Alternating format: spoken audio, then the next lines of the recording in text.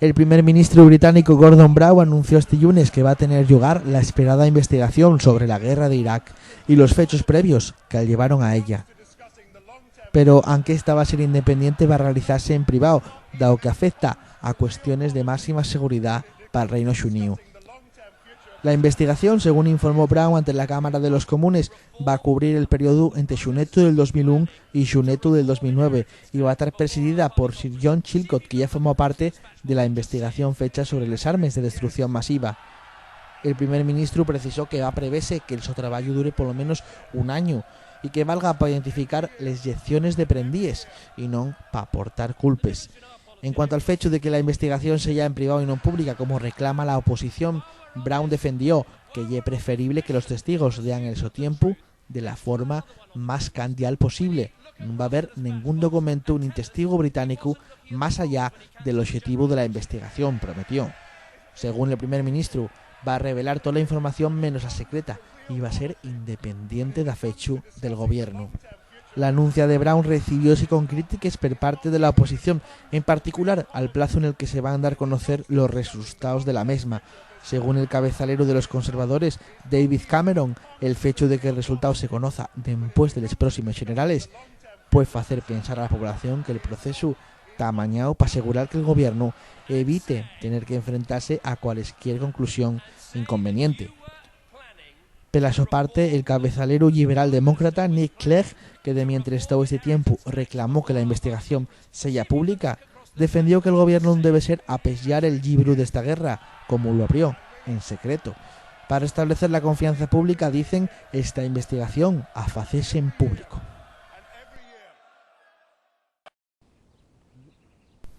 Más de 2.000 productores europeos de leche, principalmente llegados de Francia, Alemania, Luxemburgo, Países Bajos y Bélgica, provocaron esta semana importantes retenciones al sacar a les calles de la ciudad de Bruselas más de 1.000 tractores en delles autovías y calles céntricas de la ciudad para reclamar un precio de venta xusto de 40 céntimos por litro, frente a los que ahora cobren entre 18 y 20, y una reducción de por lo menos el 5% de la producción en toda Europa. La marcha de los productores, que entamó a las 9 de la mañana, acabó en el Parque de Cincuentenario de Bruselas, a las puertas del Consejo Europeo, donde esta semana aconsejaban los jefes de Estado y de Gobierno de la Unión Europea. De fecho, las protestas de los agricultores del sector lechero en Bruselas otorgaron al presidente del Gobierno de España, José Luis Rodríguez Zapatero, asistir al Consejo de Cabezaleros Socialistas Europeos, previo al de jefes de Estado y de Gobierno de la Unión Europea, y a la que tenía previsto acudir, según explicaron fuentes del Ejecutivo español. Herwin Schoppens, vocero en Bélgica de la organización convocante de la marcha, la European Milk Board, reconoció que los productores provocaron importantes retenciones al sacar más de 1.000 camiones a la calle para protestar por la difícil situación por la que está pasando el sector lechero en Europa. No esperaba que fuéramos tanto, reconoció, al tiempo que adelantó que más productores confirmaron que van a sumarse con más camiones a la protesta, que va a seguir a lo largo de las próximas semanas en la capital belga. Los estados que ayudan y dan refugio a terroristas deben ser tratados. El presidente de la renomada Asamblea Nacional del Poder Popular de Cuba, Ricardo Alarcón, advirtió esta semana de que va a ser imposible normalizar las relaciones con Estados Unidos hasta que Washington no libere a los 5 agentes cubanos presos donde va más de una década por cargos de espionaje. Así lo comentó Alarcón en declaraciones a la cadena estadounidense CNN en español, después de que el Tribunal Supremo de los Estados Unidos refugara el pasado lunes atender una apelación presentada por los conocidos como los 5, para que el juicio se retransmitiera fuera de Miami, dado que aleguen falta de objetividad del xurau, una ciudad que es el principal bastión de los exiliados anticastristas. Yo pienso que ya es inconcebible, imposible imaginar una relación entre Estados Unidos y Cuba, mientras nuestros 5 compañeros permanezcan en prisión, señaló Alarcón, respondiendo a las palabras del presidente norteamericano Barack Obama, que faló de rellanzar las relaciones entre Washington y La Habana. Como gesto de buena voluntad, la administración Obama eliminó las restricciones a los viajes y envíos de los cubanos estadounidenses a la isla. Además, propuso recuperar las conversaciones migratorias interrumpidas en el 2003 por su antecesor George W. Bush. Nesisen Alarcón subrayó que las conversaciones entre ambos países sobre asuntos como la migración pueden avanzar, pero no el diálogo político. Mientras Estados Unidos pretenda seguir favoreciendo a los terroristas contra la nuestra patria, ye imposible, insistió Alarcón. Cuba, caltien que los conocidos como los Cinco, arrestados en 1998 en Miami, no espiaban objetivos estadounidenses.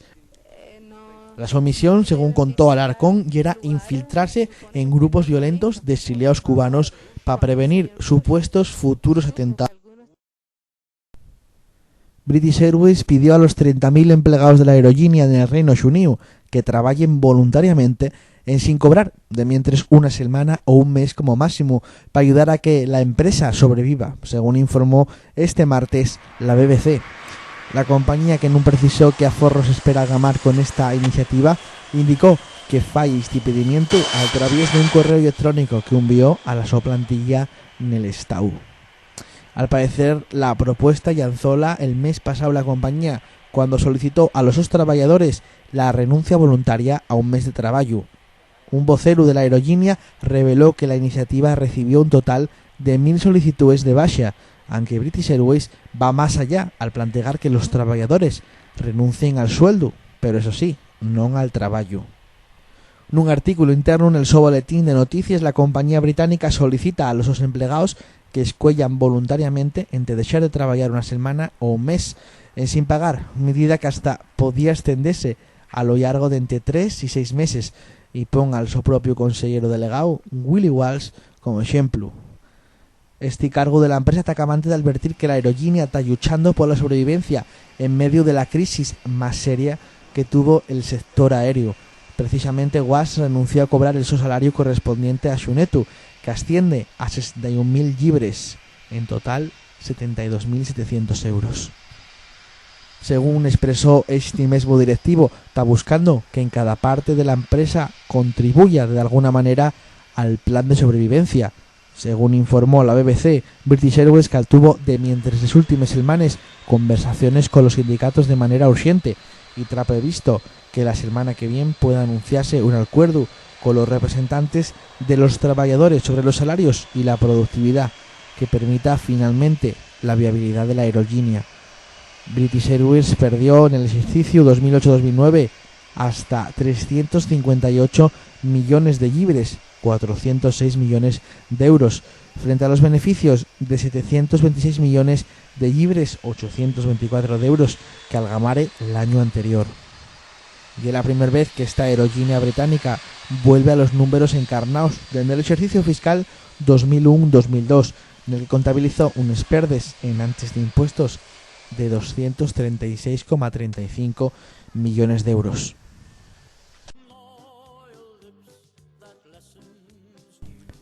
Buenas noticias en Irlanda del Norte. Los principales grupos paramilitares unionistas, la Fuerza de Voluntarios del Ulster y la Asociación de Defensa del Ulster, deben estar muy cerca de entregarles sus armas, cumpliendo así el pedimiento que se ellos hiciere. Después de que el ejército republicano irlandés, LIRA, se desficiere del su arsenal va 4 años, según informaban esta semana medios del país. Según estos mismos, el general John de Castellane, jefe de la Comisión Internacional de Confiscación, el órgano que se encargó de supervisar el desarme del IRA, está en Belfast, ya concilióse con algunos responsables yihadistas.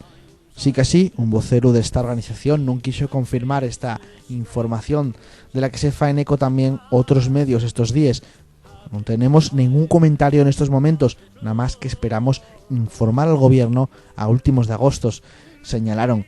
Según l'Irish Times, un periódico del lugar, que en un cita fontes, el ministro británico para Irlanda del Norte, Sean Budvar, están informándolo sobre el desenrollo de este proceso de desarme.